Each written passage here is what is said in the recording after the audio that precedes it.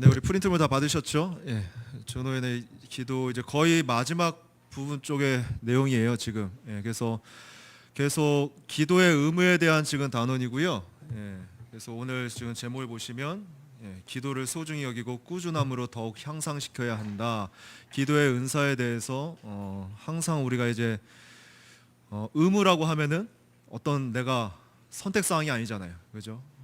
당연히 해야 되는 신자로서, 그죠? 은혜의 방편에서 당연히 우리가 추구해야 되는 그 영역인데, 여기서 지금 이 내용에 보시면 기도를 여기면 우리가 어떻게 소중히 여기고 꾸준함으로 더욱 향상시켜야 되는지 그 의무를 지금 이제 이야기합니다. 자, 그래서 내용을 좀 들어가면요, 만약 누군가가 성령님 역사 가운데 기도하고 싶은 마음이 있어 마음에서 우러나 기도를 한다면 기도에 대하여 소중함을 깨닫고 더욱 이러한 기도를 향상시키기 위하여 자신의 의무를 다해야 할 것이다. 자, 이 문장에 보시면은 지금 기도가 의무라고 얘기하는데 앞에 지금 전제되는 그 문장 내용이 있어요. 그게 뭐죠? 기도는 바로 인간이 할 수 없다는 게 지금 표현되고 있거든요. 그죠? 지금 기도를 할 수 있도록 기도하는 마음을 주시고 계속해서 올바른 기도를 이끄신 분이, 그 전제가 뭐예요? 아무리 의무라고 해서 우리가 해야 된다는 인간의 책임이라고 얘기는 하지만 그 앞에 책임 안에 전제가 먼저 있죠. 그게 뭐예요? 바로 성령님의 역사 가운데, 그래서 성령님의 역사 가운데 기도하고 싶은 마음이 있어, 그죠? 마음에서 우러나도록 먼저 시작하신다는 거예요. 그래서 항상 이제 우리에게 이렇게 오시면서 배우시면서 이제 그 하나의 이제 양육의 원리 중에 하나가, 항상 우리는 하나님의 주권 중심이잖아요, 그죠? 그래서 하나님께서 그 주권과 하나님께서 일하시는 주권과 그와 더불어서 인간의 책임을 잘 구별해야 되는 것을 계속 여러분들이 아마 배우면서 그게 분별이 되실 거예요. 그러니까 이거를 내가 섞어버린다거나, 그래서 이거를 이 주권과 인간의 책임에 대한 이 개념이 여러분이 분명하지 않으면 자칫 잘못되면 우리는 그냥 하나의 주권이니까 하나님 다 해주시겠지, 그냥 그 원리 안에서 그냥 가만히 기다리는, 그래서 우리가 해야 될 책임도 그냥 하지 않고 하나님께서 알아서 해주겠다는 하이퍼식으로 흐를 수 있고요. 또는 하나님의 주권이라고 말은 하지만 내 책임을 더 앞세워서 하나님의 주권보다 내 책임을 앞서서 어떤 하나님의 일하신 섭리보다도 내가 앞장서서 일을, 그러니까 율법주의식으로 이제 그르치는 그런 일들을 보게 될 거예요. 그래서 항상 그 균형을, 그래서 여러분들이 이제 말씀과 가르침에 안에서 항상 그런 균형 감각에 대해서 계속 여러분들이 듣게 되는 거거든요. 그래서 항상 비교해 준 게 뭐죠? 목사님께서 영적이냐 육적이냐, 그죠? 하나님의 주권을 얘기하면서 이게 정말로 뭐 지난주에도 이제 말씀 가운데 이제 이해의 원리를 가지고 이제 그런 부분에서 설명했잖아요. 어떤 분별하는 데 있어서 하나님의 주권과 인간의 책임 안에서 분명히 하나님의 그 허락하신 하나님의 영적으로 이끄시는 과정 속에서 인간의 책임이 있는데, 이 이해의 원리라는 가지고 육적인 연약함과 영적인 연약함을 내가 혼동했을 때 자꾸 우리는 율법적으로, 그죠? 치우칠 수밖에 없다. 그걸 또 이제 지난주에 우리가 배웠었거든요. 그래서 항상 책임과, 그러니까 인간의 책임과 하나님의 주권의 이 순서도 올바로 아셔야 되고, 기도하는 데도 있어서 우리가 기도를 시작할 때도 이 기도 역시도 내가 하고 싶어서 기도하는 게 아니라 그 전제는 항상 하나님께서 우리의 마음을 움직이신다는 거예요. 하나님께서 일으키신다는 거예요. 그래서 여기서도 일으키신다고 말할 때는 기도의 시작을 하나님께서 시작하실 때 그냥 시작하는 게 아니라 그 앞에 또 전제가 있죠. 무슨 말이냐면 내가 들은 말씀을 가지고 배운 가르침 가지고, 다시 말해서 성경 말씀이 그 안에 전제가 되지 않으면 올바른 기도를 할 수가 없다. 자, 그래서 우리가 무지라는 원리 안에서 내가 하나님을 아는 지식이 없고 성경에 대한 그런 가르침이나 잘못된 그런 배움이 있고 잘못된 교리를 배우면 항상 우리는 어떻게 하죠? 어떻게 흐르죠? 무지 가운데 올바로 기도할 수도 없을 뿐더러 신앙생활을 자꾸만 엉뚱하게 이상한 방향으로 성경에서 말하지 않는 인간의 그 기준에 맞춰서 신앙생활을 하게 되는 그 원리도 이러한 부분이라는 거예요. 그래서 우리가 정말로 기도하는 부분에 있어서 내가 그냥 하고 싶다고 해서 되는 게 아니라 이미 우리 마음에서 일으켜 주시는 분이 누구시냐는 거예요. 시작을 하시는 분이 누구시냐는 거예요. 그래서 성령께서 역사 가운데, 그죠? 기도하고 싶은 마음을 우리에게 일으키시기 때문에 우리가 기도를 할 수 있다. 자, 그렇기 때문에 이런 개념을 먼저 생각한다면 한번 여쭤볼게요. 신자에게 있어서 그러면 기도가 왜 소중할까요? 신자에게 있어서? 자, 지금 성령님의 역사 가운데 기도하고 싶은 마음을 일으키시고 그 기도에 대한 소중함을 깨닫고 더욱 이런 기도를 향상시키기 위하여 자신의 의무를 다해야 할 것이다. 자, 이 부분에서 좀 질문을 드리고 싶어요. 그러면 신자에게 있어서 기도가 왜 소중해요? 제가 앞에서 대략적으로 지금 말씀을 드렸는데, 바로 올바른 기도는 인간이 할 수 있는 게 아니기 때문이죠. 다시 말해서 올바른 기도를 할 수 있다는 것은 하나님께서 성령께서 역사하시기에 하나님께서 그 마음을 일으키시고 시작하셨기 때문에 이미 그것은 뭐예요? 하나님께서 우리에게 은혜의 방편으로 우리에게 은혜를 주시겠다는 거예요. 그래서 내가 기도 가운데 어떤 하나님의 자비에 대해서 깨닫고 내가 기도를 시작했다. 그럼 이미 자비하신 하나님의 속성이 내 안에 심겨져서 말씀 가운데 내 안에 심겨졌기 때문에 그걸 가지고 내가 기도하는 거예요. 자, 그렇기 때문에 자연인이 기도하는 것과 신자가 기도하는 것이 차이가 있겠죠. 자연인도 기도할 수 있어요. 그죠? 신자도 기도할 수 있고. 근데 무슨 차이냐는 거예요. 어떤 차이일 것 같아요? 자연인의 기도는 어때요? 네? 네. 네. 그렇죠. 뭐 결론 얘기하면 이제 자기 중심적으로 이제 기도를 시작하게 될 것이고 그 기도의 내용 자체도 다 어떤 보면 막달라식의 어떤 자판기식의 자기의 필요의 중심으로 계속해서 구하게 될 거예요. 그죠? 그래서 우리가 뭐 금요 기도회 때도 지금 주기도문을 지금 계속 지금 듣고 계시지만 기도의 전제는 항상 자기 부인이 먼저 전제되잖아요. 그 자기 부인이 전제된다는 것은 내 중심이 아니라 인간 중심이 아니라 이미 뭐야 자기 부인이라는 것은 나는 없는 거예요. 내 뜻은 없는 거예요. 하나님의 뜻, 하나님의 나라. 그래서 여기서도 성령의 역사하신다는 것은 결국 성령께서 역사하신다는 것은 우리를 어디로 이끄신다는 거예요? 네? 성령께서 역사하신다는 것은 그 기도에 시작할 때 성령께서 역사하신다는 것은 바로 하나님께서 말씀으로 우리 이끌어 가실 것이고 말씀으로 그죠? 그 말씀의 내용 쪽으로 이끌어 가시면서 그 안에서 그리스도의 것을 찾고 깨닫게 하신다는 거예요. 그래서 항상 성령님은 그리스도께 초점을 두게끔 그래서 기도 가운데서도 우리가 은혜의 방편이라는 것은 내가 기도라는 그 수단, 그 행위를 통해서 은혜의 방편을 통해서 결국은 그리스도의 영광을 그리스도의 마음을 깨닫게 되는 그 과정이라는 거예요. 그래서 기도 자체가 은혜의 방편이면서도 우리가 하는 책임의 원리 안에서는 우리 편에서는 하나님 앞에 당연히 하나님의 마음을 얻기 위해서 하나님의 영광을 깨닫기 위해서 해야 될 책임인 거예요. 그러나 그 책임 안에서 하나님께서 어떻게 해요? 그 마음을 이미 시작하신 분이 성령께서 역사하시기 때문에 하나님부터 비롯되었기 때문에 하나님께서 기도가 시작되는 그 순간부터 이미 은혜가 나에게 주시는 거라고요. 그래서 은혜의 방편의 성격이라는 거죠, 기도가.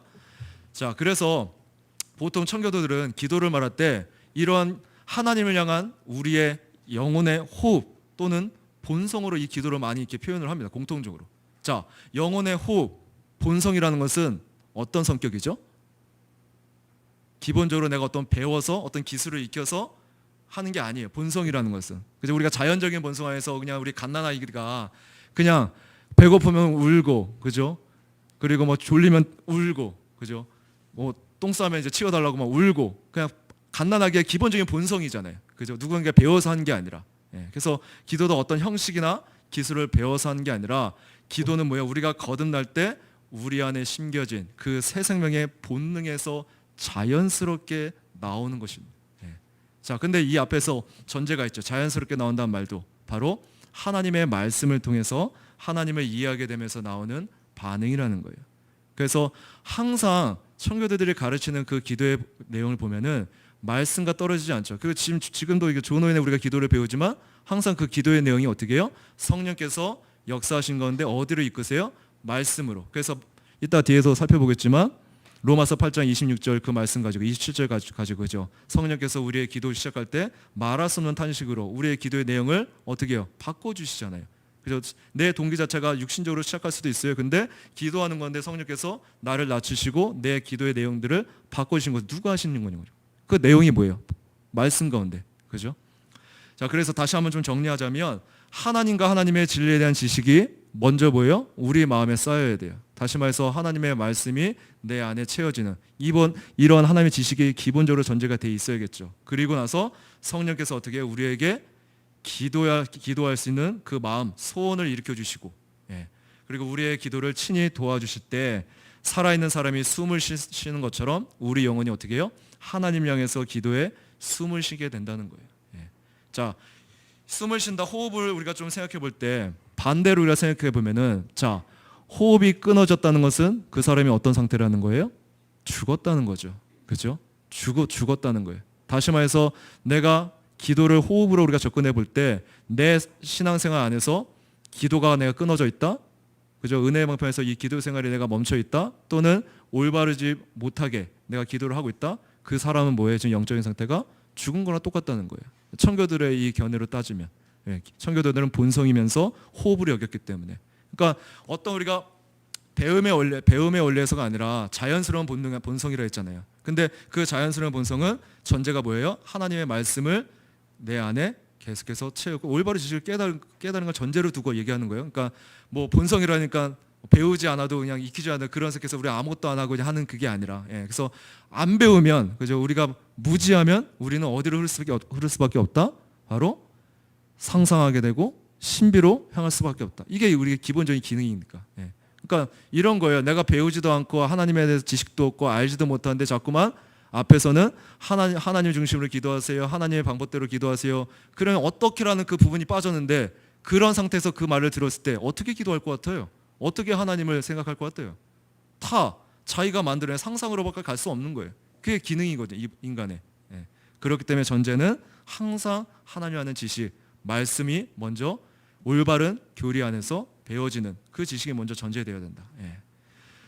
자, 그래서 성령님께서 읽어볼게요. 성령님께서는 이러한 기도의 은사를 자유롭게 주시지만 우리로서는 이러한 기도의 은사를 보존하기 위하여 마음을 다해 기도를 더욱 향상시켜야 한다. 그래서 지금 성령님께서는 자유롭게 주시지만 기도의 은사를 어떻게 해요? 보존해야 될 그 책임이 우리에게 있다. 그래서 이제 뒤에서 이제 살펴보겠지만, 이 기도를 향상시키기 위해서는 하나님께서 주시는 거지만, 이 향상시키기 위해서는 우리의 책임을 좀 요구하고 있다는 거예요. 다시 말해서 그냥 우리가 자연적인 이치 안에서도 어떤 내가 지금 뭐 악기를 배운다거나 아니면 운동을 내가 배운다거나 어떤 할 때 기본적으로 자연적으로 어떤 재능이 있는 사람들 있잖아요. 그죠? 재능이 있는 사람, 타고난 재능을 가진 사람들이 있다고요. 근데 그 타고난 재능이 있는 사람도 그것을 더욱더 연습하지 않고 발전시키지 않으면 향상될 수가 없는 것처럼, 기도의 이 부분에 있어서도 하나님께서 주시는 거지만, 성령께서 역사하시는 거지만, 그것을 내가 책임하여서 계속해서 내가 그것들을 훈련의 성격 안에서 향상시키지 않으면, 노력하지 않으면 그 안에 어떠한 발전도 없다. 그래서 뒤에서 이런 얘기까지 해요, 존 오웬이. 그것들을 만약에 게으름 가운데, 나태함 가운데, 그러니까 기도의 은사를 내가 받았는데 그것들을 사용하지 않을 때, 훈련하지 않을 때 그것이 소멸될 수 있다. 왜냐하면은 기도는 성령께서 역사하심으로 하나님의 주권관을 우리가 하게끔 만드는데, 내가 하나님께서 주셨다는 것은 반대로 생각해 보면은 하나님께서 그것을 뺏어갈 수도 있다는 거예요. 왜요? 하나님의 주권의 영역이기 때문에. 자, 그래서 주어졌을 때, 그죠? 그것을 남용해서도 안 될 것이고, 그죠? 그것을 게으름으로 나태함으로 흘러가서도 안 될 것이고, 우리에게 주어진 책임을 부단히 해야 됨을 이제 존 오웬이 얘기합니다. 자, 계속 읽어볼게요. 그래서 기도의 은사에 대하여 작게 받았던지 크게 받았던지 상관없이 기도를 소중히 여기고 보존하고 향상시켜야 하는 것이 우리의 의무다. 의무라는 거예요. 그죠? 기도를 소중히 여기고 보존하고 향상시키는 거. 왜? 아까도 얘기했지만 이걸 내가 소홀히 할 때는 뺏어갈 수도 있기 때문에. 그러니까 은사라는 그 단어 자체가 의미가 뭐예요? 은사, 선물이잖아요. 그죠? 주신 분의 선물, 주권이 드러나 있어요. 근데 그것을 취하실 수도 있다고요, 반대로는. 왜? 내가 소홀히 여길 때, 가볍게 여길 때. 자, 그래서 성령께서 기도의 은사를 주신 것은 우리로 하여금 부지런히 기도함으로 영혼의 기능들을 사용하여 올바로 기도할 수 있도록 하는 것이다. 만약 성령님의 인도하심의 기도를 부지런히 사용하여 향상시킨다면 우리는 형식적인 기도에 빠지지 않을 것이다. 그래서 보통 우리가 신앙생활에서 형식주의를 치우치는 그 이유가 어디에 있나요? 지금 이 대목으로만 우리가 생각해 본다면, 형식주의가 있잖아요. 신앙생활 안에서 교회를 다니면서도 그냥 생각 없이 왔다 갔다, 아니면 그냥 그 예배당에 그냥 나와 있다가 몸만 왔다가 그냥 가는 경우도 있거든요. 그렇게 되는 이유가 뭐예요? 형식적으로 치우치는 이유가 바로 여기에 있다는 거예요. 우리가 소중히 여기지 않고 보존하는데, 향상시키는데 우리의 책임을 다하지 않을 때. 자, 그래서 우리가 눈에 듣고 있지만 우리가 주일을 준비하는 부분도 책임이 올리잖아요. 그죠? 그래서 주일날 선포될 말씀들을, 구절들을 가지고 이미 주석을 통해서, 또한 그 교리에 관련된 책들을 좀 이렇게 묵상하면서 이미 준비하는 그 심령 안에서 준비가 되었다는 것은, 우리가 이제 밭의 비유를 들자면 이미 내 마음을 성령의 역사 가운데 기경시키는 그 원리로 간다는 거예요. 근데 어떤 준비도 없이 그냥 막 시간에 쫓겨갖고, 그죠? 그렇게 나오신 분도 있어요. 그냥 교회에 나오는 분들이 계세요. 그렇게 예배 드리는 분들 계세요. 근데 그런 분들과 내가 토요일부터 전날부터 미리 그 말씀을 묵상하고 그 하나님의 마음도 생각하려고 하고, 그래서 똑같은 본문을 가지고 설교자가 어떻게 또 설교를 할 건지 기대를 가지고 내가 묵상한 것과 또 비교하면서, 그죠? 그렇게 준비해서 나오는 것과 분명히 차이가 있다고요. 말씀을 받는 데 있어서. 예. 그래서 항상 우리는 이 책임적인 부분을 다 해야 된다. 근데 기도 역시도 마찬가지라는 거죠. 자, 근데 문제는 성령님께서 주신 기도의 은사를 어떻게 우리가 더욱 향상시킬 수 있는가 하는 것이다. 예. 자, 우리는 우리의 연약함으로 인하여 성령님께서 인도해 주시는 기도에 대하여 소홀히 여길 수가 있다. 하지만 분명한 것은 우리가 받은 기도의 은사를 소멸시키거나 잃어버린 일이 없도록 해야 한다. 성령님께서 우리에게 주시는 은사는 하나님께 드리는 희생제사를 밝히는 불과 같다. 즉 구약에서 이러한 제단 위의 불은 하늘로부터 혹은 여호와께로부터 왔기에 그 불이 언제나 꺼지지 않도록 주의 깊게 부지런히 살펴야 했다. 예, 이 불이 누구로부터 왔다고요? 여호와께, 하나님께로부터 왔기 때문에, 하나님께로부터 왔다는 것은 주권의 아까 말씀드렸듯이 주권의 성격 안에서 하나님께서 취하실 수도 있다는 거예요. 다시 그것들을 뺏어갈 수도 있다는 거예요. 하나님 마음으로. 그래서 레위기 9장 24절에 불이 여호와 앞에서 나와 제단 위에 번제물과 기름을 사른지라 온 백성이 이를 보고 소리 지르며 엎드렸더라. 그 이유는 다른 불처럼 소멸될 수 있었기 때문이다. 레위기 6장 12절 13절 제단 위의 불은 항상 피어 꺼지지 않게 할지니 제사장은 아침마다 나무를 그 위에서 태우고 번제물을 그 위에 버려놓고 화목제의 기름을 그 위에서 불사를 찌며 불은 끊임이 없이 제단 위에 피어 꺼지지 않게 할지니라. 예. 그래서 그 불은 하나님께서 나온 거지만 꺼지지 않게 하는 것은 바로 제사장, 그죠? 인간의 책임을 얘기합니다. 그래서 신약에서도 지금 사도 바울은 디모데에게 하나님의 은사를 불리듯 하게 하기 위하여, 즉 은사의 불을 꺼뜨리지 않도록 편지를 통해 경고하고 있다. 그러므로 내가 나의 안수함으로 내 속에 있는 하나님의 은사를 다시 불리듯 하게 하기 위하여 너로 생각하게 하노니. 예. 그래서 사실 지금 우리가 이제 우리 교회에서 지금 계속 강조하는 게 꾸준함에 대해서 얘기하고 있잖아요, 그죠? 은혜의 방편을 추구하는 부분에서 이 꾸준함이 뭐와 지금 관계되어 있다는 거예요? 바로 향상시키는 것과 관계에 있다는 거예요. 예. 그러니까 그 꾸준함은 내가 멈추지 않는다는 거예요. 예. 왜 그럴까요? 경험적으로 해보신 분들 있을지 모르겠지만 어떤 내가 은혜의 방편을 경건 훈련을 하는 과정 속에서 쭉 하다가 멈춰질 때가 있어요. 어떤 내가 바쁜 일상 속에서 어떤 내 생각이 또 육조로 확 치우칠 때 멈춰져 버려요. 근데 그 멈춰졌던 것을 다시 내가 이제 시작하려고 할 때 그 시작하는 그 시점이 너무 힘들다는 거예요. 예. 그러니까 어떻게 보면은 불이 꺼져가는 상태면 그래도 좀 살리기 좋은데 아예 꺼진 불은 다시 시작해야 되는 거예요. 예. 그래서 우리가 일반적인 이치 안에서도 어떤 불을 피우다가 꺼져가려고 하는 불을 다시 살리는 건 어떻게 해요? 생각보다 어렵지 않다고요. 그죠? 뭐 바람을 불어도 되고 어떤 그죠? 좀만 종이를 또 넣어서 그걸 좀만 뭐랄까요?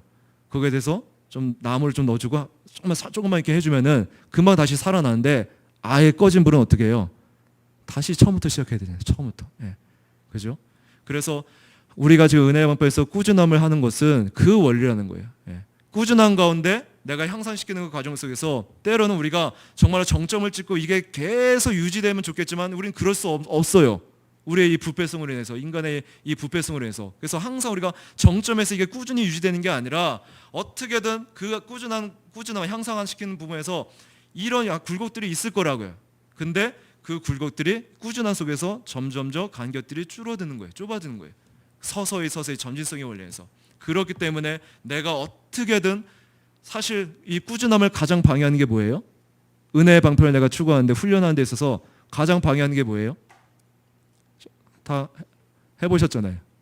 예? 꾸준함에 있어서 가장 방해하는 거. 우리 정호 형제? 요새 계속 이렇게 꾸준하게 좀 은혜의 방편을 추구하려고 좀 힘쓰죠. 예? 그 꾸준함을 방해하는 게 뭐예요?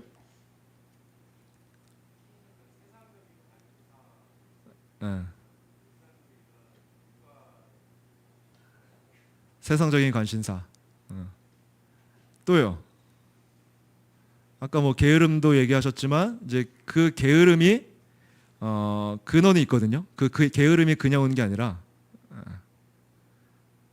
뭐가 제일 방해하는 것 같아요? 그 꾸준함을? 에? 자기 사랑. 예, 그죠? 그 자기 사랑이 결국은 내 육신적, 그렇죠? 편안함. 예. 항상 실질적으로 좀 말씀드리고 싶어서 제가 이 질문을 드렸어요. 항상 여러분들이 경건하려고 하고, 특별히 이제 우리 교회는 이제 아이들을 키우는 젊은 이제 어머니들이 많이 계시잖아요. 예. 그러다 보니까 항상 그 패턴에서 육아에게 어떻게 보면 이런 표현을 해서 그런데 좀 쩌든.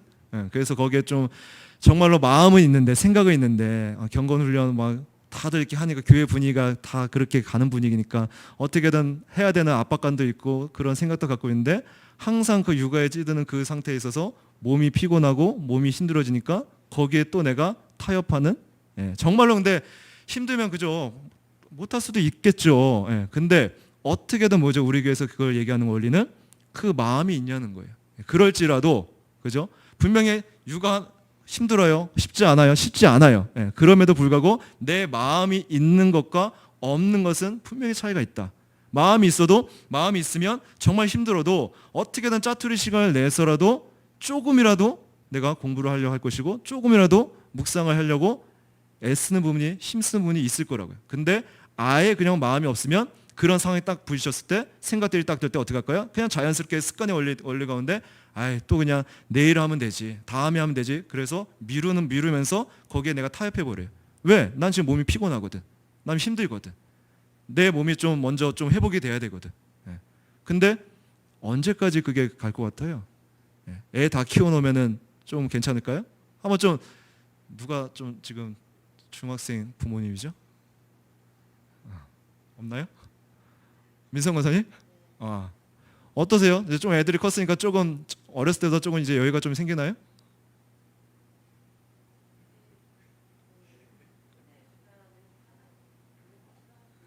예.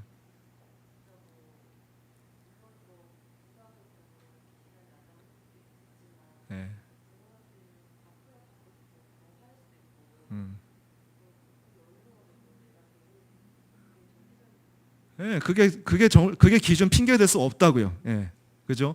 우리가 지금 뭐 코로나 얘기도 했지만은 코로나 때문에 우리가 게을러진 게 아니라고요. 예. 그죠? 우리가 못 모여서 이 상황 때문에 우리가 게을러진 게 아니라고요.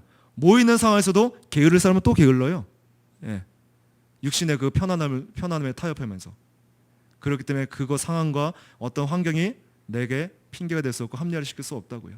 문제는 내 마음이 중심이라고. 내가 정말로 하나님을 알아가고자, 정말 사랑하고자 하는 그 마음이 계속적으로 꾸준한 가운데 있냐는 거예요. 물론 이 꾸준함은 훈련 차원에서 우리가 어떻게 보면은 접근할 수 있어요. 예, 정말로 어떻게 보면 마지막 그 결론 부분에서는 정말 사랑하고 그 동기로 가야 되지만, 그 가는 과정 속에 훈련의 성격으로서 억지로도 해야 되는 의무적인 부분이 있다고요. 예, 그렇기 때문에 항상 이 기도에 있어서도 내가 이걸 향상시키는 부분에 있어서는 훈련의 성격이라도 어떻게든 여러분들이 찾으려고 그 주신 것을, 그죠? 하나님께서 성령의 역사 가운데 그걸 일으키시는 거기 때문에 불을 끄지 않으려는 그런 책임적인 부분들을 다 해야 된다는 거예요.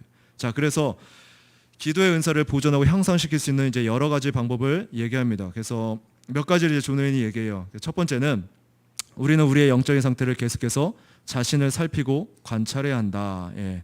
그렇게 할 때 우리가 무엇을 기도해야 할지를 알게 될 것이다. 그래서 첫 번째 뭘 얘기하냐면 자기 점검의 원리를 얘기하는 거예요. 그죠? 영적인 상태를 계속해서 살피고 관찰해야 된다. 예. 그러니까 이게 기도뿐만이 아니라 은혜의 방편 안에서 하나님을 알아가는 부분에서 가장 기본인 것 같아요. 예. 우리 교회는 이미 몇 번이나 그죠? 상한 심령을 설한 그 교제를 가지고 몇 번이나 우리가 사경회도 하고 가르침을 수련할 때도 그죠? 그 배움을 가진 걸로 알고 있어요. 왜 그걸 계속해서 강조하면서 가르칠까요? 우리는 너무 쉽게 망각하기 때문에 다시 좀 성도들이 좀 이렇게 나태하거나 게을러지면은, 그리고 자신의 좀 존재를 좀 까먹는다 싶으면은 또 그걸 얘기할 수밖에 없는 거예요. 상한 심령에 대해서 왜 그것이 중요한지. 이게 전제가 내가 올바로 되지 않으면 그 모든 기초 안에서 아무리 그 안에 외적인 것들을 내가 쌓는다면은 이미 그 기초가 부실하기 때문에 언젠가는 그것이 무너져 내려버려요. 언젠가는 들통이 난다고, 드러날 때. 무슨 말인지 이해되세요? 내 밑바닥에 항상 우리 교회에서 흘러가는 지금 신앙이 양육하는 이 부분에서 원리를 한번 보세요. 왜 사람들이 이 영적과 육적을 구분 못하고 때로는 육적으로 확 치우쳤을 때 그게 완전히 그게 치달을 때는 왜 대적의 원리 가운데서 이제 자신의 상태가 딱 드러날 때, 완전히 발가벗겨졌을 때 거기에 꺾이지 않고 회개에 올려 나가지 않고 사역자를 대적하고 교회를 대적하면서 이상하게 떠나는 원리로 흘러가는지, 그 사람 안에는 바로 이 기본, 가장 기초, 상한 심령, 가난한 심령이 없기 때문이에요. 오늘 그 기본이 없으면 항상 우리가 공사할 때도 기초 공사가 중요하잖아요. 가장 기초 공사, 신화의 기초 공사가 상한 심령, 가난한 심령으로 이끌어 가야 되는데 그 부분이 되어지지 않으니까 어떤 내가 분위기 속에서 교회가 또 그렇게 흘러가니까 아 그런가 보다 흉내 내고 그 분위기 속에 있다가 이제 교회가 여러 상황 가운데 이제 모일 수도 없고 어떤 누가 이렇게 챙겨주는 그런 데 없고 홀로 서야 되는, 어떻게 보면 하나님과 이제 독대하는 그런 시간들로 환경으로 딱 갈 때 그때 자신의 민낯이 드러나는 거죠. 예. 그죠? 그때는 이미 늦을 수도 있다는 거예요. 그러나 그런 가운데서도 우리가 항상 심판의 원리 안에서도 뭘 엿볼 수 있어요? 하나님의 그 공의의 성격 안에서 그 안에 하나님의 또 자비가 있다고요. 마지막까지도 그 심판의 원리에서 정말로 하나님께서 이제 치겠다, 정말로 심판의 원리에서 그렇게 할 때는 그때는 정말 돌이킬 수 없지만 그 마지막 점 앞에까지 그 안에서도 끝까지 기회를 주시는 하나님의 그 마음을 깨닫고 돌이켜야 된다는 거예요. 예. 자, 그래서 가장 여기서도 기도에 있어서 향상시키는 거, 보존시키는 부분에 있어서 전제가 뭐예요? 자기 점검을 하라는 거예요. 자기 점검. 자, 그럴 때 말씀 보면 나를 훈계하신 여호와를 성축하지라, 밤마다 내 양심이 나를 교훈하도다. 예. 우리는 자연적으로 본성의 사악함과 영적인 일에 대해 어두운 가운데 있기에 평생에 걸쳐 우리의 영적인 상태를 살펴볼 필요가 있다. 이 영적인 상태는 뭐예요? 우리의 생각과 사고, 마음과 의지, 그리고 감정 및 정서의 상태, 즉 전인격의 상태를 항상 살펴야 된다. 예. 자, 그래서 예를 들어 성경 시편 19편 12절과 139편 23절 24절을 통해 살펴볼 수 있다. 자기 허물을 능히 깨달을 자 누구리요? 나를 숨은 허물에서 벗어나게 하소서. 하나님이여 나를 살피사 내 마음을 아시며 나를 시험하사 내 뜻을 아옵소서. 내게 무슨 악한 행위가 있나 보시고 나를 영원한 길로 인도하소서. 이렇듯이 우리는 항상 자신을 살피고 자신을 돌이키는 일이 있어야 한다. 예. 그래서 너무나도 중요하고 기초죠, 기초. 그죠? 그래서 한번 또 여쭤볼게요. 난 항상 자신을 살피고 지금 점검하고 있다. 손 한번 들어볼까요? 뭐 말씀 안에서 우리가 지금 배우고 있잖아요. 자기 점검에 있어서 나는 항상 나를 지금 점검하고 있다. 내 영적 상태에 대해서 또 말씀 가운데 또 내가 확인하고 또 나를 돌아보면서 나는 점검하고 있다. 네, 네, 6분. 예. 자, 그럴 때 기준은 어디다 두세요? 자기 점검을 하실 때 기준? 설교 말씀. 네. 또요. 네. 아마 기준은 말씀이 되어야 될 거예요. 그죠? 진리냐 이제 비진리냐 할 때, 그죠? 그 진리는 말씀에서 나오기 때문에, 그죠? 그래서 말씀 가운데서 항상 그게 영적이냐 육적이냐를 이제 분별하셔야 되는데, 항상 오늘 주일에도 우리가 말씀을 들었지만 우리의 생각은 항상 우리가 부패하기 때문에 우리는 믿을 존재가 되지 않죠. 예. 그래서 우리가 자칫 내가 점검하는 원리에서 말씀을 가지고 점검하는데도 내가 자칫 영적이냐 육적이냐 이거 분별력이 없다면은 그 말씀 가지고도 우리는 그것을 어떻게 하죠? 이 부패성의 원리 안에서 자꾸만 내 어떤 욕심, 내 것으로 그것도 확 변형시키는, 그죠? 그래서 나는 이제 올바로 점검하겠다 또 착각할 수 있다는 거예요. 네, 그죠? 그래서 항상 또 아는 말씀이라도 또 아는 교리라도 또 우리는 다시 한번 또 이렇게 찾아보고 또 그게 정말로 그러한지, 그죠? 베레아 성도처럼 상고해보고 생각하는 원리, 그게 다 뭐예요? 점검의 원리라는 거예요. 오늘 이 점검이 결국에서 묵상 건데 나타날 수밖에 없고요. 말씀 연구가 또 묵상 안에 깃들여졌기 때문에, 그죠? 그래서 묵상 연구와 말씀 연구 안에서 당연히 기도까지 연결될 수밖에 없겠죠. 그래서 항상 끊임없이 이게 서로가 이렇게 좀 이렇게 뭐랄까 상호 이렇게 순환되는 원리인 것 같아요. 말씀을 연구하면서 묵상하면서 기도하는 게 계속 이렇게 사이클이 돌아가는 것 같아요. 근데 그게 그 모든 시작점은 뭐다? 그 동기가 자기 점검에, 내 점검을 하기 위해서. 자, 그래서 자기 점검이 되어지면서 거기서 끝나나요? 자기 점검이 올바로 되면 어디로 향할까요? 자, 예를 들어 볼게요. 자기 점검을 딱 했어요. 말씀을 가지고. 근데 이제 내 육적인 것이 말씀에 비춰져서 좀 드러났어요. 그럼 그건 어디로 흘러요? 자기 점검이 올바로 이렇게 딱 일어났을 때는? 예? 그리스도께 간다. 예. 자, 그리스도께 가기 전에. 예. 그렇죠. 회개. 예. 올바로 내가 말씀 가운데 자기 정보를 따겠으면은 정말로 내 육적인 것들을 통해서 내가 얼마나 하나님 앞에 죄를 졌는지 정말로 그죠? 내 마음이 그 안에 힘들어질 거예요. 그러면서 회개, 그죠? 용서하는 그 방향으로 가게 될 거예요. 그러면서 이제 그 안에서 그리스도로 이제 연결이 되겠죠. 예. 자, 그리고 내가 이제 점검하는 가운데서 항상 이제 그 회개 원리 안에서 또 같이 나오는 게 있어요. 점검하는 부분에 있어서 내가 그래도 하나님을 올바로 알아가는 추구하는 방향으로 지금 가고 있구나. 내 영적인 상태가 그래도 그쪽으로 좀 치우쳐 있구나. 그러면은 그 점검 안에서 어디로 또 가게 될까요? 아까는 내 육적인 거, 잘못된 거에 드러났을 때 이제 회개로 간다고 했는데 이제 올바른 내 상태를 점검을 통해서 또 이렇게 깨달아요. 그러면 어디로 흐르죠? 순종. 또요. 순종과 같이 연결되어 있어요. 맞아요. 순종. 순종 앞에는 이게 같이 가요. 예, 믿음. 오늘 영창진 잘하시네. 네, 예, 더욱더 우리의 믿음을 일으키셔서 예, 오히려 올바른 더 영적인 것으로 행사할 수 있도록. 그래서 그 안에는 믿음 안에서 순종하는, 그죠? 그 말씀 앞에 더 순종하면서 더욱더 하나님을 알아가 사랑하는 그 원리로 나아가게 되고요. 자, 그렇기 때문에 자기 점검은 지금 뭐랄까 영적 어떤 상태에 따라서 어떤 좀 잘못된 사람에게는 필요한 게 아니라, 그죠? 그런 사람에게도 꼭 필요하지만 그렇지 않은 정말 올바른 쪽으로 가는 사람에게도 또 필요한 거예요. 왜냐하면 달리는 과정 속에서 우리는 앞만 향해서 달려가잖아요. 근데 거기에 올바른 쪽에 있는 사람들은 오히려 자기 점을 통해서 더 열심을 추구할 수 있도록 향상시키는 원리가 있어 믿음을 일으키는 그 원리로 나아가겠죠. 예. 자, 그래서 오늘 이 지금 살피는 부분에서 자기 점검은 누가 할 수 있냐면 바로 하나님의 은혜를 맛보는 자가 할 수 있다는 거예요. 무슨 말이냐면 자연인이 자기 점검을 할 수 있을까요? 지금 방금 앞에서 말했듯이 회개와 믿음을 행사하는 그 원리 안에서 자연인이 할 수 있을까요? 그렇지 않다는 거예요. 예. 하나님의 은혜를 맛본 자가 올바른 자기 점검을 하게 됩니다.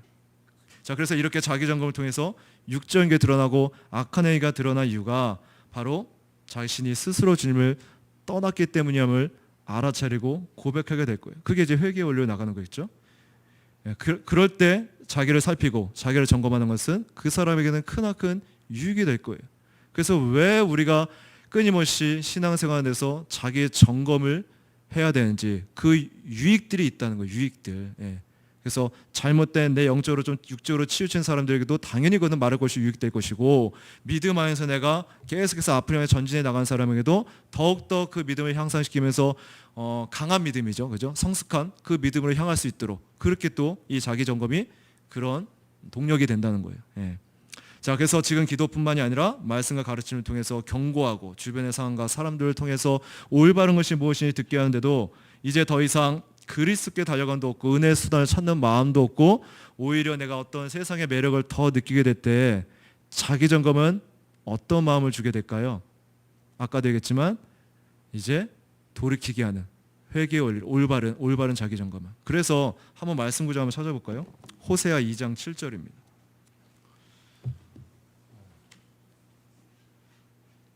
혹시 지금 에어컨 튼 거 맞나요? 앞에 엄청 더운데?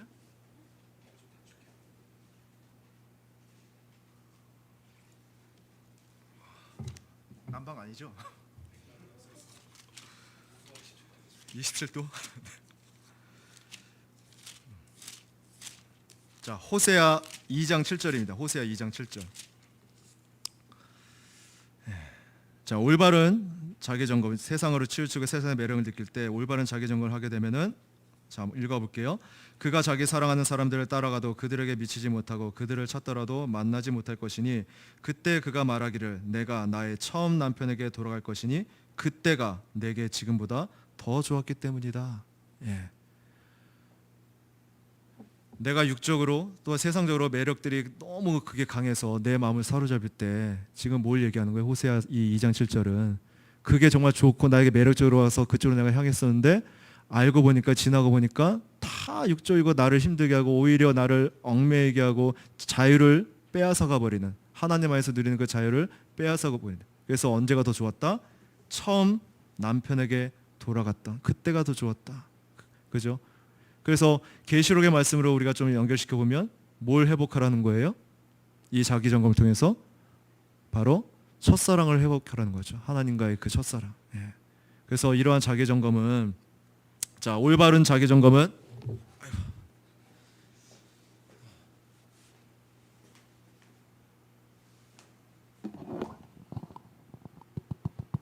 자, 올바른 자기 점검 우리 어디로 이끌까요? 내가 올바른 자기 점검을 했어요. 우리를 어디로 이끌까요? 기본적으로 지금 이 회개 원리 안에서, 예, 말씀인데 바로 새로운 통해로 우리를 이끌실 거예요. 그러니까 회개의 원리 안에서 내가 올바른 그죠? 올바른 그 말씀을 내가 깨닫고 내가 정말로 첫사랑의 원리에서 하나님의 것들을 찾게 될 때는, 왜냐하면 이미 첫사랑이 있었다는 것은 이미 그 전에 통해하고 자각하는 그 부분들이 나에게 있었다는 거예요. 근데 이거를 망각하고 내가 세상적인 매력에 가득 차다 보니까 그걸 잃어버린 거예요. 근데 올바른 다시 자기정을 통해서, 다시 말해서 말씀을 통해서, 가르침을 통해서 어떤 내 상황과 섭리 가운데서 내가 다시 한번 깨달을 때, 아, 맞다, 처음 남편의 그 사랑 그때가 좋았지, 맞아, 하나님께서 나에게 베푸신 그 은혜가 있었지, 다시 깨닫고 통회하는 그 원리로 가게 돼요. 자, 통회했다면 어디로 갈까요? 통회로 끝나나요? 올바른 자기점검이 이루는 사람은 절대 통회로 끝나지 않습니다. 어디로 가죠? 통회하는 사람은, 예, 맞아요. 예, 바로 그리스도께로 가게 될 거예요. 예. 자, 그래서 그리스도를 다시 한번 나의 피난처로 삼게 될 것이고, 오히려 이제 그 쓴맛을 봤기 때문에 그리스도를 어떻게 해요? 더 내가 소중하게 그것을 붙잡으려 하겠죠. 예. 그래서 오히려 그 세상 가운데, 죄 가운데 빠졌다가 새로운 통해로 내가 나아간다면 이런 사람은 그리스도께 향하는데, 이제 그리스도께 향하면은 그 삶에 있어서 더 어떻게 될까요? 그 전보다도 죄에 대해서 더 민감하게 될 거예요. 다시 말해서 이제 성화의 그 삶의 원리 안에서 더욱더 이제 죄에 대해서뿐만이 아니라 이제 영적인 것, 그리스도의 그 영광, 하나님의 형상에 관련된 부분에 대해서 내가 민감하게 반응하려고 계속해서 애씀들이 일어나게 될 거예요. 예.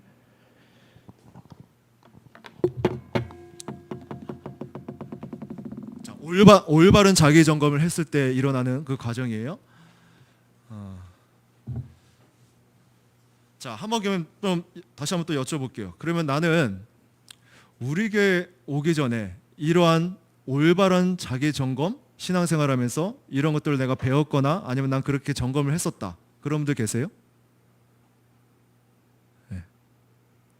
지사님? 배우셨어요? 아니면은 그렇게 점검을 하셨어요? 어디에서? 모르면서 책을 통해서인가요? 다른 분들은요? 아마 거의 없으실걸요? 예. 아마 자기 점검이라고 해도 아마 도덕적인 그 원리 안에서, 아, 맞아, 후회하는 예, 그 원리 안에서 좀 돌아봤을 정도겠지, 올바른 자기 점검, 바로 통회하고, 새롭게 통회하고, 정말 그 안에서 정말로 그리스도를 더 붙잡게 되는, 그래서 더 죄에 대해서 민감하고 이 하나님의 형상을 닮아가는 성화의 과정에서 끊임없이 내 삶에 대해서 민감한 그 그리스도의 영광에 대한 민감한 그 과정들은 아마 배우지 못하셨을 거예요, 거의. 예. 근데 우리 교회 와서 아마 이런 원리들을 여러분들이 배우시면서 육적과 영적인 것들을 분별하는 것도 아마 배우시면서, 그게 다 이제 이 점검의 원리니까. 예. 자, 그래서 계속 읽어볼게요.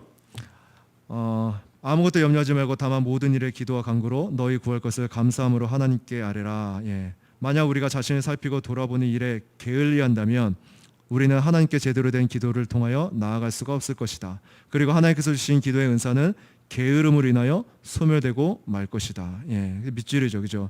하나님께서 주신 기도의 은사는 뭐예요? 뭘로 인해 소멸된다? 게으름으로, 그죠? 자, 게으름이라는 것은 이 안에는 여러 가지 요소가 있지만 그 안에는 하나님에 대해서 무관심하다는 거예요. 예, 다시 말해서 세상 것이 더 크기 때문에 세상 것에 더 매력을 느끼고 하나님께서는 가치를 내가 귀하게 생각하지 않고 무관심하는 원리로 나간다는 거예요. 자, 그리고 사람들이 형식적인 삶만을 추구한다면 기도 또한 형식적인 기도로 전락되고 말 것이다. 예. 자, 그래서 지금 형식적인 기도, 형식적인 신앙으로 나가는 지금 이 내용만 보면은 단계가 있죠. 과정이 있죠. 처음에 어디서부터 시작돼요, 지금? 바로 네. 네. 자, 처음에 어디서 시작하냐면 지금 게으름에서 시작돼요. 그죠? 그죠? 게으름은 뭐라고 했어요? 아까 하나님에 대한 것에 무관심. 예. 이 무관심이 어디를 이끌어요? 지금 형식적인 기도, 형식적인 신앙으로 갈 때 게으르면, 무관심하면 여기서 지금 이 내용에 지금 문장에서 지금 제가 다른 게 아니라 문장에서 게을리 안 되면 우리는 지금 어떻게 해요? 하나님께 제대로 된 기도를 통해 나아갈 수 없을 것이다. 그죠? 그래서 게으름을 인해서 주신 기도의 은사를 소멸하게 된다잖아요. 그죠? 게으르고 무관심하다는 것은 뭘 내가 하지 않는다?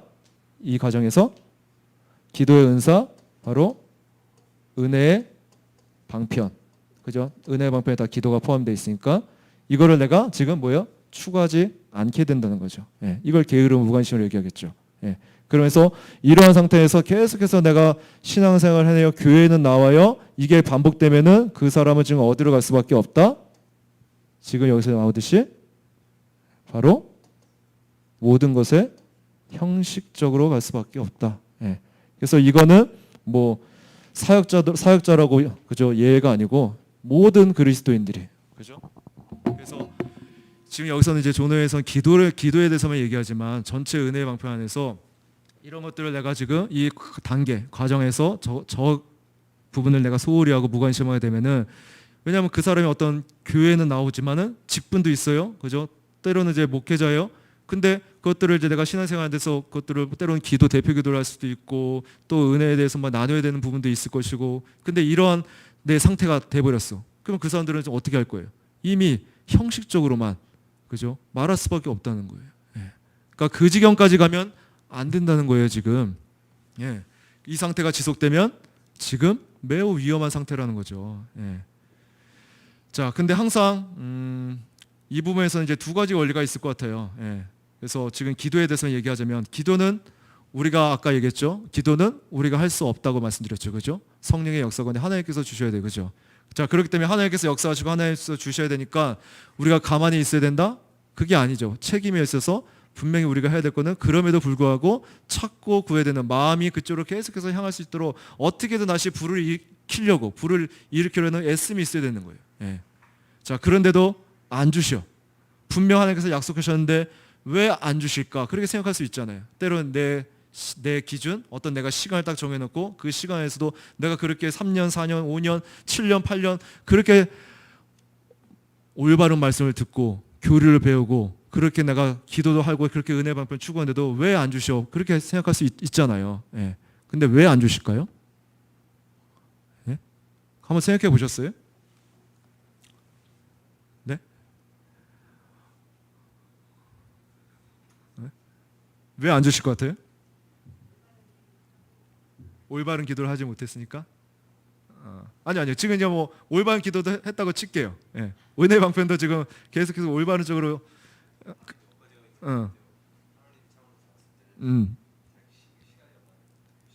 시기가 안 맞고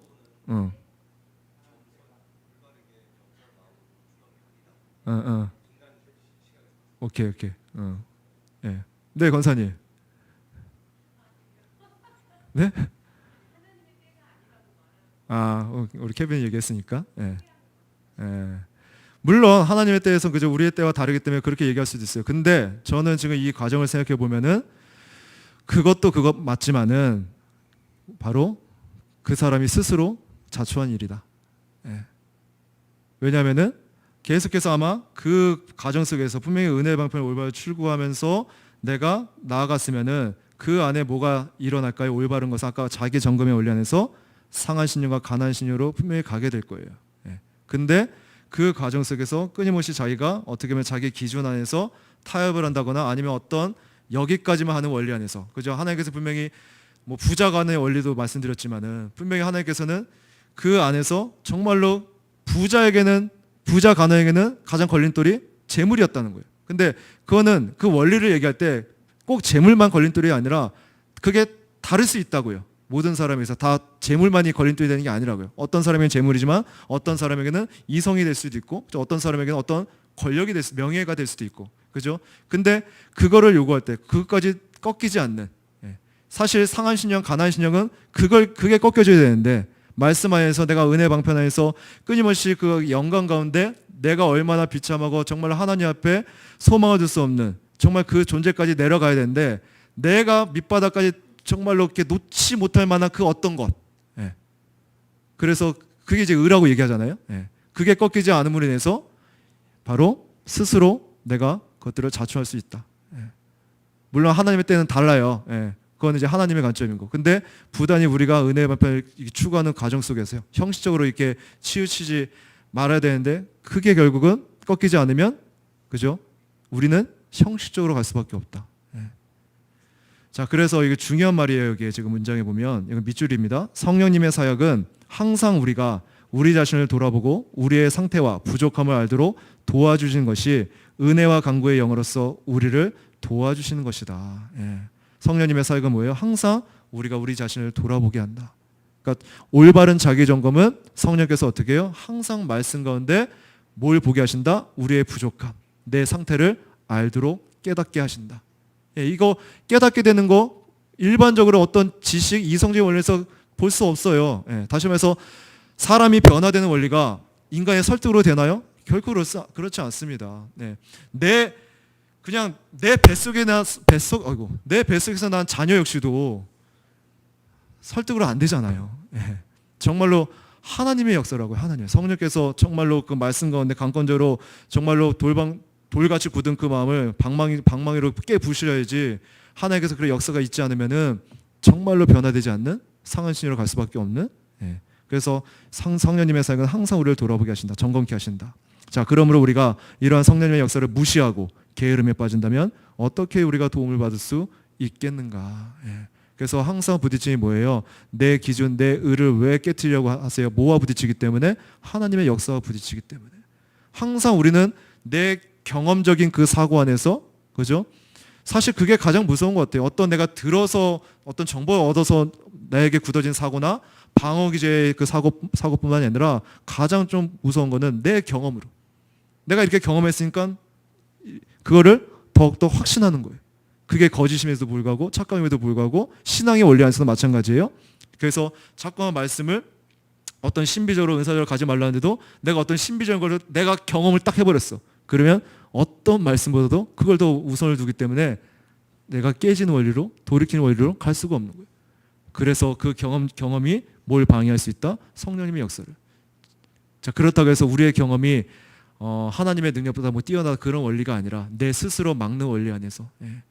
왜냐하면 하나님은 인격적으로 일하시기 때문에 억지로 우리가, 그죠, 강제적으로 하신 분이 아니잖아요.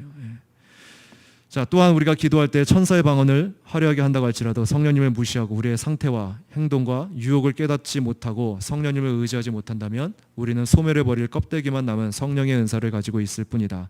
하지만 성령님의 역사에 따라 늘 자신을 돌아보고 자신의 영적인 상태를 올바로 분별한다면 기도의 놀라운 능력과 생동감을 경험하게 될 것이다. 그래서 앞에서는 이제 게으름에 대한 부분을 얘기했지만 여기서는 지금 뭐에 대해서 얘기하는 거예요? 형식적인, 외식적인 껍데기, 그죠? 그걸 지금 얘기합니다. 뿐만 아니라 이러한 영적인 분별 가운데 있다면 우리는 유혹의 시작과 내지하는 죄의 사악함과 악의 활동과 기회가 있을 때마다 자신의 교만이 올라오는 마음의 부패함을 알게 된다. 또한 이와 더불어 날마다 우리가 받은 은혜와 구원의 길을 알게 될 것이다. 이와 같이 기도할 때 자신의 영적 상태를 올바로 분별하지 않고 기도하는 사람들은 허공에다 팔을 휘두르는 사람과 같은 반면에 자신의 영적인 상태에 민감한 사람은 언제나 무엇을 기도해야 할지를 알며 자신의 입으로 기도하게 하시는 성령님의 은사를 소중히 여길 뿐 아니라 자신의 마음에 간구와 기도가 가득 차게 될 것이다. 자, 그래서 아까 나는 내 자신의 영적 상태를 잘 알고 있다고 하신 분들이 계셨는데 내 상태를 모르고는, 그죠, 우리는 아무리 거기에 기도한다 하고 예배한다고 해도 하나님께서 받지 않으시는, 여기서 표현한 대로 허공에다 팔을 휘두르는 것과 같다는 거예요. 그 시간과 그 에너지가 얼마나 낭비예요, 그죠? 마치 호박에 줄 긋는다고 수박이 될 수 없는 것처럼 우리가 점검 안에서 올바로 내가 정말 상태를 알아야만 거기서 시작되는 거예요. 근데 자꾸만 내 낮아지고 깨지는 상한 신으로 가는 원리 없이 그 밑바탕이 되지 않은 상태에서 자꾸만 어떤 내가 줄을 긋는 수박이 되고자 하는, 그거는 있을 수 없는 거죠. 그래서 본질의 그 변화를 얘기하죠. 예. 자, 그래서 두 번째 기도의 은사를 보존을 향상시킬 수 있는 건 뭐죠? 바로 기도하기 위해 성경을 보는 것도 꼭 필요한 방법이다. 예. 자, 예. 성경이에요. 성령이 아니고 오타예요. 자, 성경은 우리 자신을 잘 볼 수 있도록 비춰주는 거울과 같다. 성경은 우리가 누구이며 우리가 무엇을 해야 하며 우리 안에 무엇이 있으며 우리가 하나님의 은혜로 어떻게 구원을 받으며 우리의 악한 본성의 행동과 악한 본성이 가지고 가고자 하는 길이 무엇인지 알게 하며 하나님께서 보시기에 우리에게 무엇이 부족한지를 모두 보여주고 있는 것이 성경이다. 그리고 성경은 우리가 무엇을 기도해야 하며 어떻게 기도해야 할지를 잘 알려주고 있다. 예, 그래서 성경은 여기서 맞아, 거울이라는 거, 거울. 다시 말해서 이거 성경을 좀만 좀 말을 바꿔보면 율법이라고 좀 얘기할 수도 있죠. 율법의 기능 안에서. 예, 그래서 율법의 기능 안에서는 지금 거듭나기 전이든 후든 모두에게 필요해요. 그렇죠? 이거 여러분들 좀 다시 한번 좀 개념을 분명히 좀 했으면 좋겠어요. 그러니까 자연인의 상태에서도 율법은 필요하고요. 이미 공부하셨잖아요. 그죠? 지난주 이번 주죠. 예, 주중에 목사님이 그 준비론에 대해서 다시 공부하라고 그 칼빈의 또 하이데베크 요름다 율법의 기능들을 다 읽어보셨잖아요. 자연인의 상태에서도 율법의 기능이 필요하고요. 그리고 거듭난 이후에도 율법의 기능이 필요해요. 근데 그 나타나는 것은 똑같아요. 무슨 말이냐면 자연인의 상태에서 율법의 기능은 어떤 역할을 하죠? 지금 여기서 얘기했듯이 거울과 같이, 그죠? 우리의 죄를 깨닫게 하고, 그죠? 깨닫게만 하시나요? 어떻게 해요? 바로 우리의 어떻게 보면 이제 도덕법의 원리 안에서, 기능 안에서 우리의 사회적인 그 죄를 억제시키는 기능도 있어요. 예. 그러면서 끝나나요? 자연인 상태에서? 바로 그 과정 가운데 그리스도께로 인도하는 그 역할까지 한다고요. 예. 다시 말해서 준비론, 율법의 기능은, 준비론에서 그 율법의 기능은 율법 자체가 우리에게 구원을 주지 않아요. 예. 자꾸만 내 사람들이 이거를 오해하니까 마치 그쵸, 율법주의로 우리를 생각한다는 거예요. 왜? 율법을 지켜서 율법의 기능을 통해서 구원을 얻는다고 생각하니까, 회개를 한다고 생각하니까. 예. 회개를 준비시키는 그 기능까지라고요. 예. 그래서 그리스도께 인도하는, 그래서 우리를 회개하고 용서해 주시고 우리를 구원케 하는 거는, 거듭나게 하는 거는 그리스도의 대속이죠. 그리스도의 의죠. 율법이 아니죠. 예. 근데 뭐예요? 네.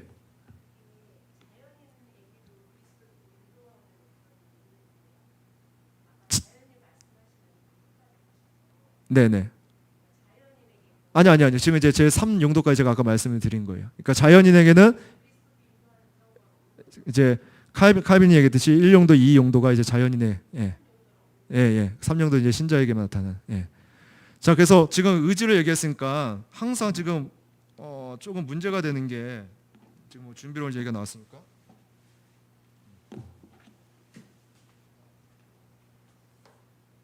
지금 그들이 얘기하는 건 이제 이 원리에서 얘기하는 것 같아요. 지금 전적 부패. 네, 전적 부패의 이 무능력, 이제 우리가 흔히 알고 있는 이제 칼빈의 5대교를 얘기하잖아요. 근데 사실 그 용어가 이제 올바르진 않아요. 예, 왜냐하면 칼빈의 5대교를 칼빈이 말한 적도 없고, 그 5대교에서 나왔던 이제 튤립이라고 하는 그 교리 자체는 이미 조지신학의 개념에서는 구원론에 해당되는 부분이거든요. 구원론. 그리고 전적 부패, 전적 무능력이라는 이 단어 역시도 17세기 용어예요. 17세기. 그 당시 논쟁이 됐던, 알미니안주의가 이제 논쟁이 됐던. 그래서 그 구원론을 흔드는 부분에 있어서 그들과 이제 직접적으로 것들을 논쟁하고 이제 변호해야 되는 입장이다 보니까 이 단어를 쓴 건데, 사람들이 근데 이 단어를 쓰니까 어떤 오해를 할까요? 이제 자연적인 의지에 대해서 전적 부패하고 전적 무능력 하니까 우리는 어떤 의지도 없다, 할 수 없다, 이런 식으로 생각한다는 거예요. 근데 그게 아니잖아요. 이게 무슨 뜻이죠? 전적 부패, 전적 무능력은 네? 바로 의지는 있어요. 의지. 그죠? 우리에게 자연적으로 의지가 있어요. 우리는. 근데 이 의지를 가지고 바로 신적으로 하나님께서 요구하시는 신적 만족을 줄 수 없다는 거예요. 다시 말해서 자연인도 선행을 하죠. 자연인도 구제를 베풀 수 있다고요. 의지로 한다고요. 근데 그 의지가 어디서 나온 거냐고요. 기본적인 자연인의 의지라고요. 그죠?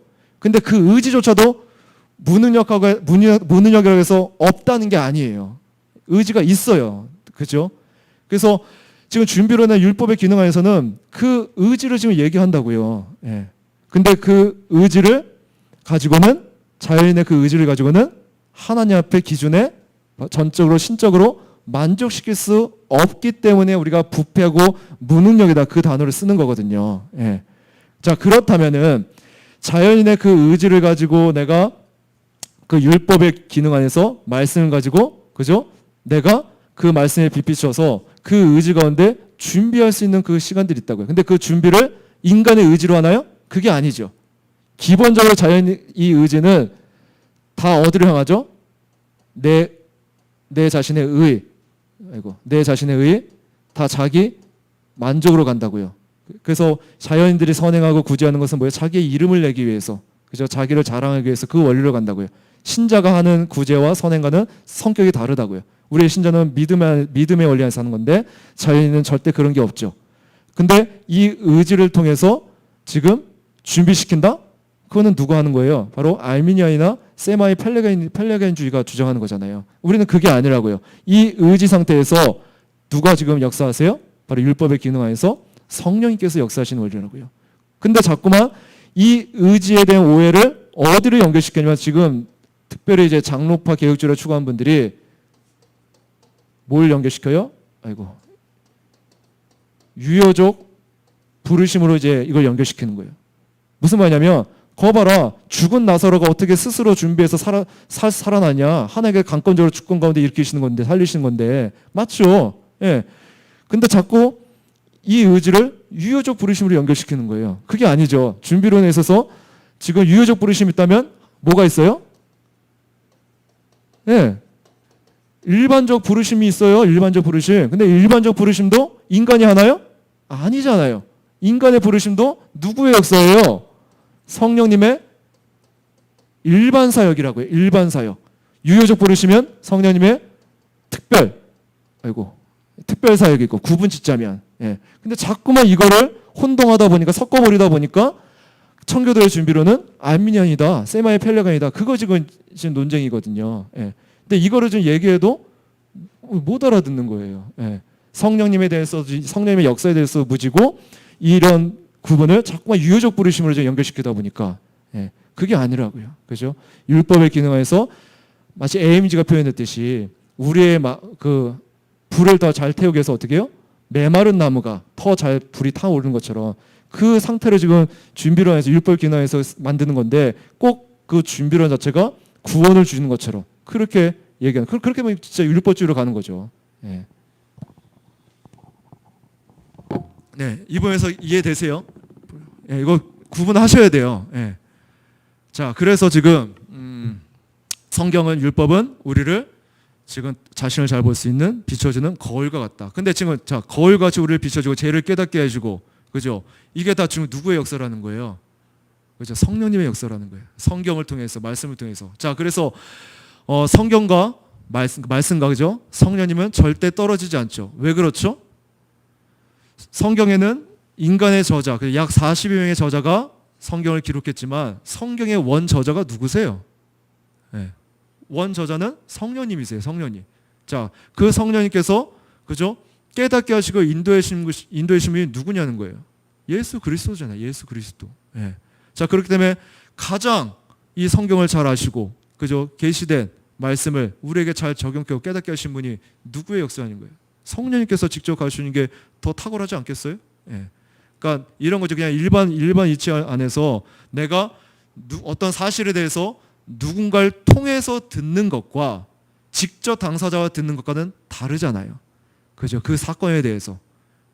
왜냐하면 통해서 들으면 어떤 그 안에 살이 붙여지거나 또 어떤 과장법이나 빼는 그런 원리가 있지만, 직접 당사자에게 듣는 것은 정확하게 그것들을 들을 수 있는 것처럼 성경의 원 저자 성령께서 말씀을 통해서 그걸 직접, 그죠? 우리에게 깨닫게 하시고 우리의 죄를 보게 하시고, 그래서 우리가 더욱더 무엇을 기도해야 될지를 알려주신, 그래서 말씀과 성령님은 결코 떨어질 수 없다는 거예요. 자, 그래서 시편 19장 19편 7절 9절에 보면 여호와의 율법은 완전하여 영혼을 소성시키며 여호와의 증거는 확실하여 우둔한 자를 지혜롭게 하며 여호와의 교훈은 정직하여 마음을 기쁘게 하고 여호와의 계명은 순결하여 눈을 밝게 하신도다. 여호와를 경외하는 도는 정결하여 영원까지 이루고 여호와의 법도 진실하여 다 의로우니. 아멘. 자, 그래서 만약 누군가 이것도 오타입니다. 성경이에요. 성경에 능한다면 성경의 표현들과 의미들에 대하여 보다 잘 알고 있기에 기도에 더 큰 유익이 될 수 있다. 또한 성경을 잘 암기하고 있다면 기도의 은사를 잘 사용해서 다른 사람들에게도 큰 유익을 줄 수 있을 것이다. 하지만 그 누가 성경에 대하여 잘 알지도 모르고 단지 성경에 나오는 표현들만 중얼거린다면 아무 소용이 없을 것이다. 그래서 우리가 성경에 그냥 문자적으로 교훈적으로 본다면 그 사람에게는 절대 유익이 없다는 거예요. 그래서 말씀 안에서는 항상 우리가 어디에 초점을 둔다? 하나님의 그 마음, 하나님의 속성, 그 부분을 내가 깨달아야 된다. 그래서 그 깨달은 것을 가지고 기도할 수 있고요. 또한 성경의 내용으로 기도한다는 것은 하나님의 언약의 말씀을 가지고 그 내용을 가지고 기도하는 것이다. 그래서 그 부분을 얘기하는 겁니다. 그러니까 성경에 능하고 암기하면, 그러니까 사실 이제 기도할 때도 그죠? 말씀을 내가 암기하고 있으면은 훨씬 더 내가 그 기도에 좀 풍성함을 더 맛볼 수 있겠죠. 그 암송한 걸 가지고 그 내용에 담겨진 하나의 마음을, 하나의 속성을 연결해서 기도할 수 있기 때문에.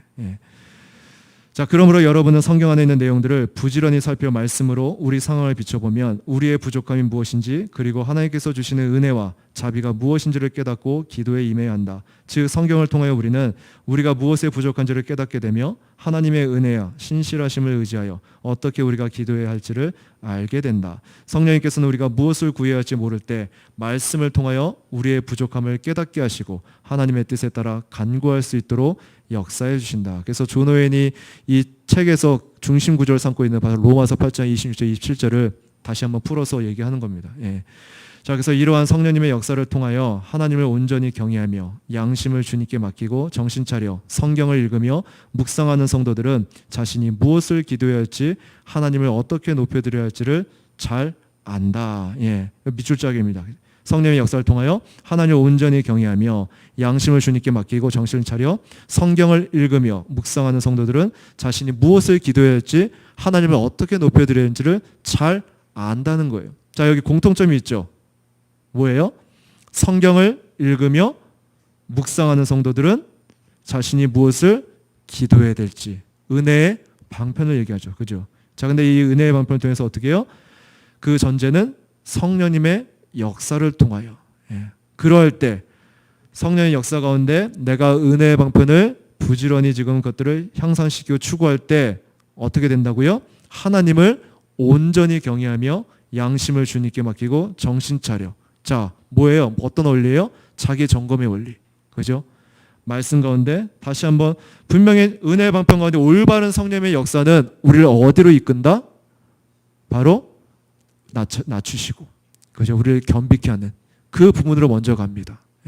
그래서 말씀이든 묵상이든 기도든 그 하는 과정 속에서 항상 내가 이게 올바르지 않은지 분별하는 데 있어서 가장 내가 확인해 볼 수 있는 것은 내 마음이 이 말씀을 추구하고 기도하는 가운데 점점 낮아진 쪽으로 가고 있느냐, 겸비해진 상태로 가고 있느냐, 아니면 어떤 지식주의로 내가 이걸 자랑하고 이걸 가지고 어떤 정죄하고 판단하는 원리로 갔냐. 이건 구분되시겠죠. 그죠? 그래서 점검이, 이것도 역시 그런 과정 속에 점검이 있어야 내가 그것들을 확인해 볼 수 있겠죠. 그래서 반드시 이러한 은혜의 방편 성령의 역사 가운데 올바로 일어난 것은 나를 낮추시고 하나님을 경외하는, 그죠? 그 원리로 나가게 된다.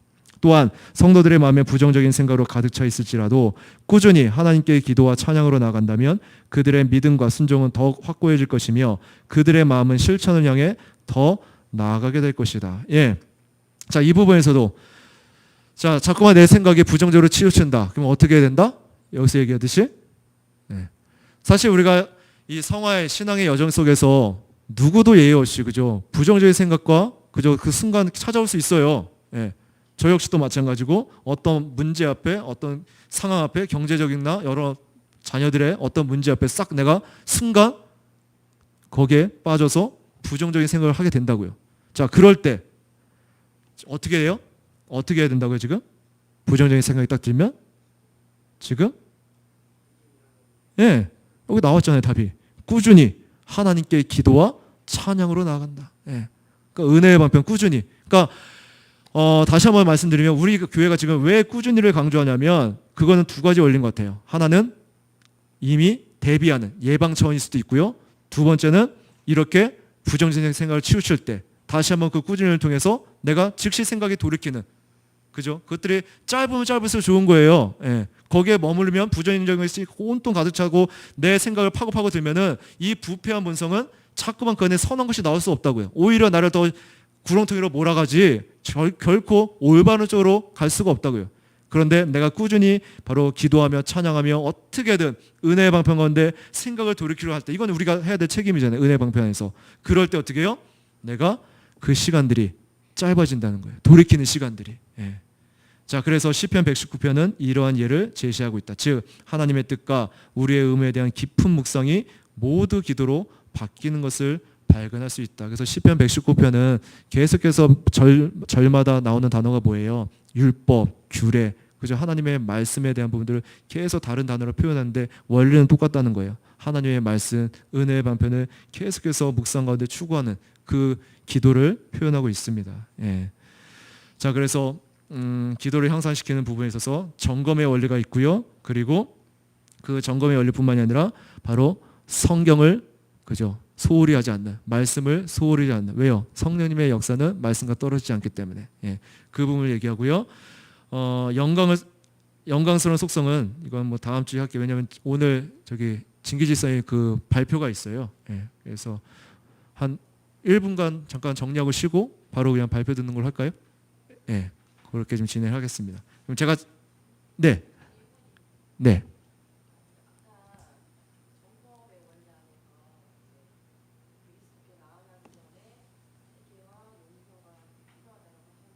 네.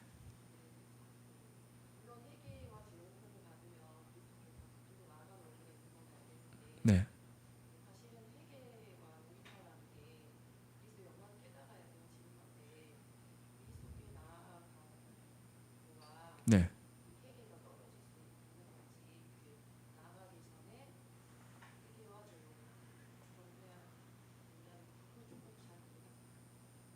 잠깐만, 제가 질문을 이해 못했어요. 회개와 믿음이요?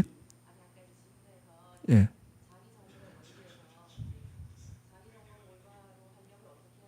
예. 네.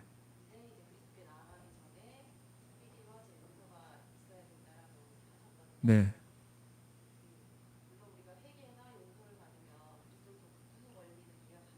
네.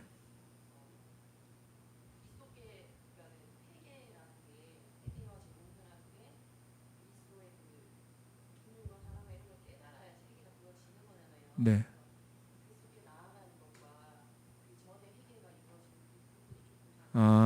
그러니까 지금 올바른 자기 점검은 아까 제가 말씀드렸듯이 자연인이 할 수 있는 게 아니라 이미 그 회개 역사를, 하나님의 은혜를 맛본 자가 올바로 할 수 있다고, 그게 제가 전제를 드렸잖아요.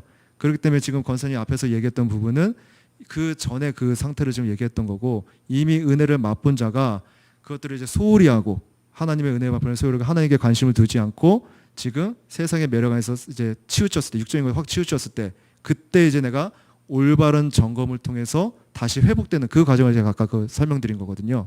예. 그렇기 때문에 그 처음에 그 점검은 자연인이 할 수 없기 때문에 올바른 점검이 될 수 없는 거죠. 그거는 이제 자기 점검 자체가, 자기 점검의 원리는 바로 이미 그 회개를 맛보고 은혜를 맛본 자가 할 수 있기 때문에.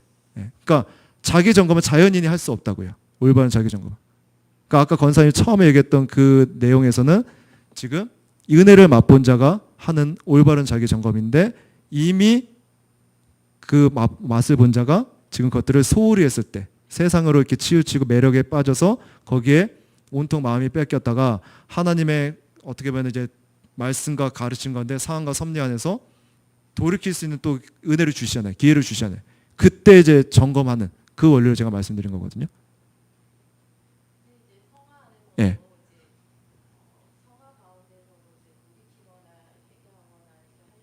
네. 예, 예.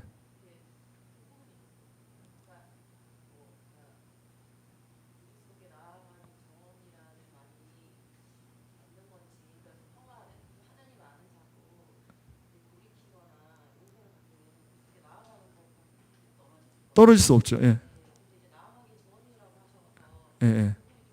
그러니까 믿음을 새롭게 뭐 일으키는 그게 아니라 이미 믿음이 있는 은혜를 맛봤던 게 믿음이 있는 상태인데 그 믿음을 더욱더 행사하도록 올바른 점검 가운데 다시 일으키는 그 원리인 거예요. 그러니까 그렇기 때문에 믿음이라는 것은 그리스도로 인도하게 나아가게 만들잖아요. 그렇기 때문에 그 점검 안에서 회개가 일어나면서 같이 그렇게 갈 수 있는 거죠.